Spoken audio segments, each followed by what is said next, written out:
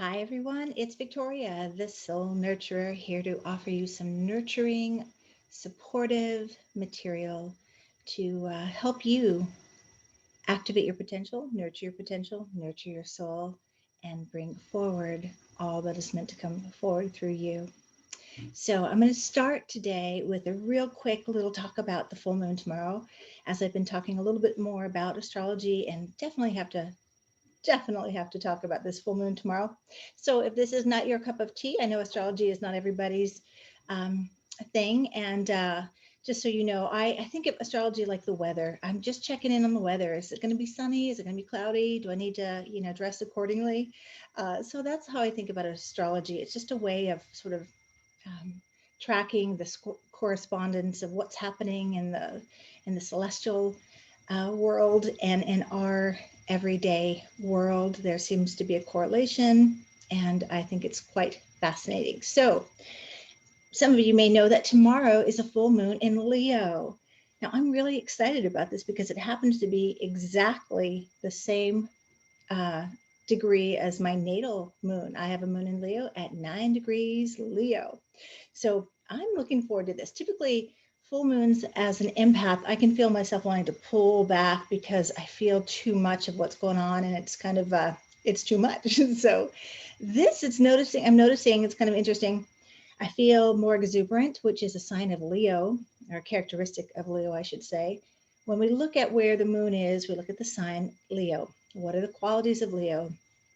For those of you who know me, you might see this in me when I'm shining bright with my Leo moon, and that is Leo's love. Leo's lead with their heart. Leo energy is about celebration and joy and expression, really bringing what we're here to express. So, in a full moon, I think a full moon is just amplifying all of that.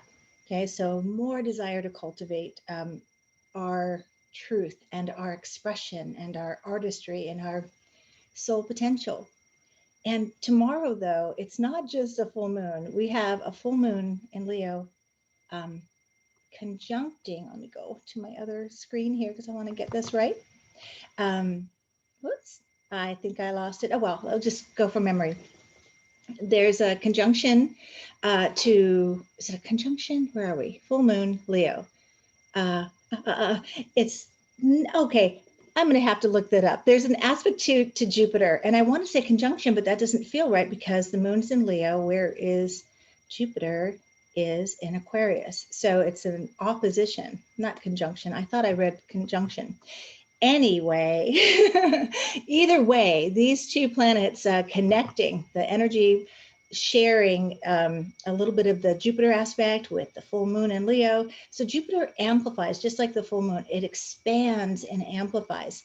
So, with that said, this full moon, whatever you've been setting intention for from the new moon, that's usually where we plant the seeds of possibilities and grow it to fruition, to culmination, that it's going to show you more about where you're not fully expressing yourself, where you feel held back, afraid to take the spotlight in your own life. Perhaps holding back, not expressing how much you love or who you love. So it is opposition, moon opposition in Jupiter. Okay. So I got a little confused there. This is not something I normally do. When I work with charts, it's to look at soul potential. I look at, qualities of the unique way of being that we all are and help people to reclaim that. So I'm not a forecaster, but I am interested in full moons and new moons and aspects that really do seem to impact us. Like I believe this one will. There's a lot of big energy tomorrow. So it is okay. So we've got moon opposition Jupiter, and the sun is conjuncting Jupiter. Hello, there it is. Okay, I knew I had wires crossed. So then we also have Venus conjuncting Pluto. So this really intense energy and moon square Uranus. Okay, so you know, meditate in the morning, ground yourself, put your heart, your mind on your intention of what you want to create, what you want to bring forward, what you want to contribute. I think that when we don't ground in possibilities, we get knocked around with, think of like intense energy as like intense wind blowing us around and all over the place. But if we're grounded, we're like a tree and we kind of just sway with what is, staying focused on what we are wanting to contribute, create, and experience. So it's going to be an interesting full moon, but here's what I would say. Leo loves joy and expression. Create some time tomorrow to dance, to get your hairbrush out and go sing in a mirror, put your favorite music on.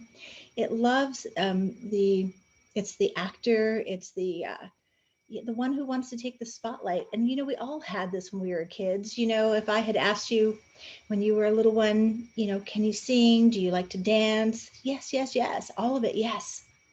But as we get older, we start believing these messages of maybe I'm not good at that, or maybe I shouldn't try. And we move and conform into that conditioned self, not our authentic expression. Authentic expression is key for this full moon in Leo. And it sets the tone for what you want to work on through this year, really. So think about where you've been holding yourself back. Post a comment. Tell me how you're going to express yourself and what's calling you to maybe have you follow your own light forward. Okay. Think about Leo is connected to the sun. So where do you want to shine your light in the world that you've been hiding and dimming? Okay. So that's that. I'm going to move on to what I wanted to talk about. And I only have like 10 more minutes because I have a session coming up.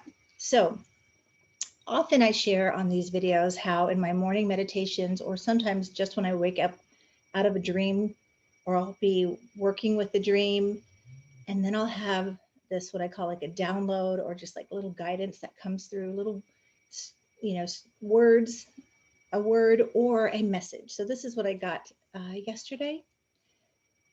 And I've been sitting with it. I've been curious about it, and it's been really teaching me a lot. So I wanted to share it with you. And that is that, how did it go? Follow your curiosity. Follow your curiosity. I thought that was really cool. Like, follow your curiosity. What is this telling me, right? So, it reminded me of Follow Your Bliss, Joseph Campbell, classic line, follow your bliss.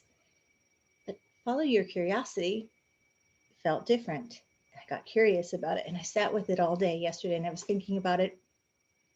What is that connected to? And what I realized is, well, for me, and again, this is when I share here, this isn't, gospel truth. It's what I have experienced in my life, filtered through each moment that I have from my perspective, from my transformational tools, and what I like to call sacred awareness, when I drop a little deeper with it to try to connect to what does this mean for my soul, from my soul. So curiosity feels like soul medicine, feels like guidance, right?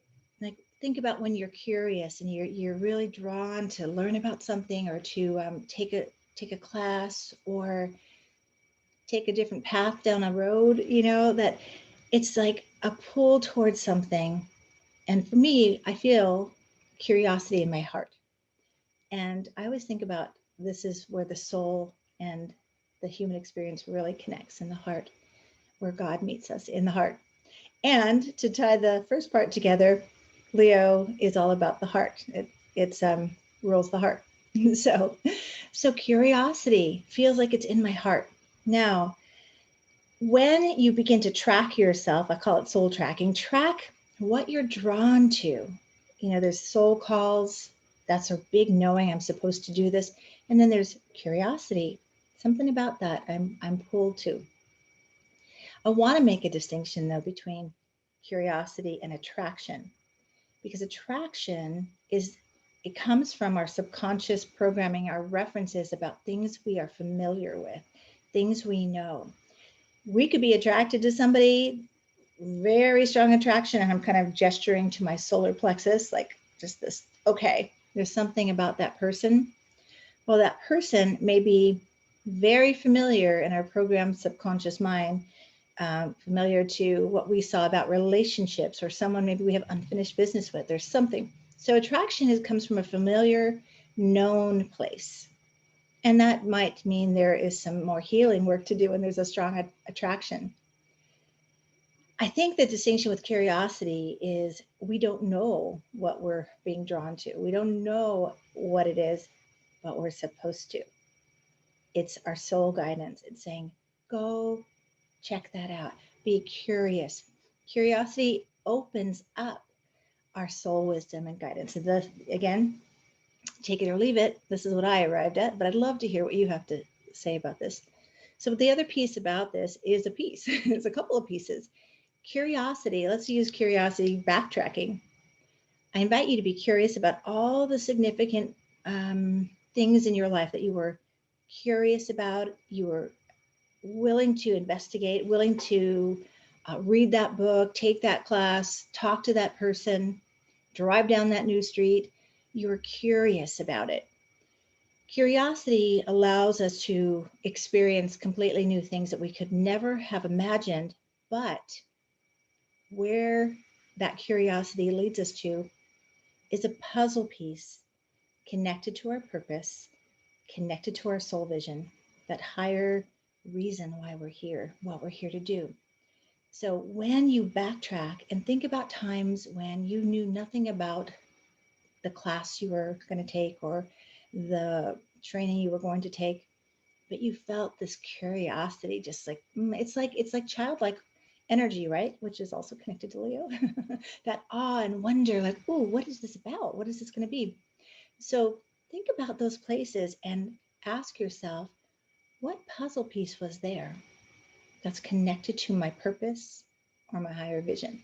Okay, so I'd like to go more in depth in this, but I don't have time. But play with that. Play is another word for this full moon. Play with it, be curious about it, and say yes to your curiosity. Let your curiosity drive you down new roads. Open books that you may not have read. Talk to people you may never have talked to. Curiosity expands our awareness. It expands that flow of soul potential. And you'll know when you're into the subject or the whatever, you'll feel it, I believe, and trust it. And then be curious. The next layer, follow the curiosity and be curious about, where is this connected, or how could this be connected to my purpose, to my vision? And so think about all these puzzle pieces of curiosity put together, and then we see the full picture. Right where you are, you've been gathering those puzzle pieces from other times you allowed your curiosity to guide you. And sometimes I think about when people are like, they want to know their purpose. And I said to a client one time, I said, it's kind of like this. Wherever you are in your life, you already know your purpose on some level, your soul knows. So it's like empty your pockets or your basket or your purse or whatever you've been carrying on your journey, metaphorically, of course. Throw it out on the table. Look at all the various things that you've been collecting on your journey, or the puzzle pieces that you were led to from your curiosity. And then you start kind of putting them together and like, oh yeah, so I noticed I used to help people when I was in that job. And I noticed that I really loved poetry there. I know I really noticed. And then you start to see this unfolding picture developing. Okay. That's the gift of curiosity. So I'm curious, what do you think about this video? What do you think about my backdrop? What do you think about this message?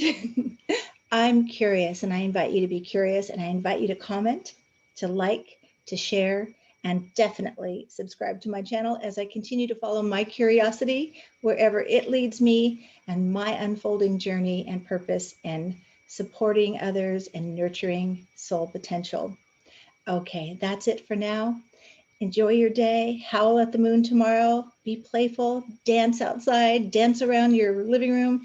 Let yourself be led by awe and wonder and curiosity. All right. Take good care until we see each other next time.